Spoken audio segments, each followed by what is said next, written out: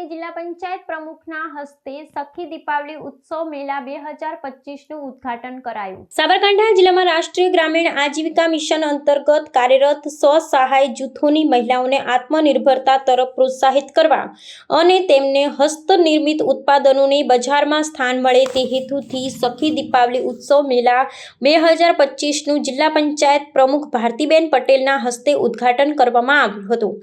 રાષ્ટ્રીય ગ્રામીણ આજીવિકા મિશન યોજના અંતર્ગત કાર્યરત સ્વ-સહાય જૂથોની મહિલાઓને તેઓ દ્વારા ઉત્પાદિત ચીજવસ્તુઓનું વેચાણ અર્થે સભાખંડ સાબરકાંઠા જિલ્લા પંચાયત ખાતે સખી દીપાવલી ઉત્સવ મેળા 2025નું આયોજન કરવામાં આવ્યું હતું। દિવાળી પર્વને અનુરૂપ ચીજવસ્તુઓની ખરીદી કરી મહિલાઓને આત્મનિર્ભર બનાવવા તેમજ સ્વ-સહાય જૂથો દ્વારા ઉત્પાદિત ચીજવસ્તુઓ ખરીદવા ગ્રામ વિકાસ એજન્સી વિભાગ દ્વારા પ્રયાસ કરવામાં આવ્યો હતો। મેળામાં સ્વ-સહાય જૂથોની બહેનો દ્વારા બનાવવામાં આવેલા દીવા, માળા, ઘરગથ્થુ શણગાર, મીઠાઈ, નાસ્તા અને અન્ય દૈનિક ઉપયોગની વસ્તુઓનું પ્રદર્શન અને વેચાણ કરવામાં આવ્યું। દીપાવલી પર્વની ઉજવણીને સ્વદેશી રૂપ આપવા માટે પદાધિકારીઓ, અધિકારીઓ તેમજ નાગરિકો દ્વારા પણ ઉત્સાહભેર ખરીદી કરવામાં આવી હતી।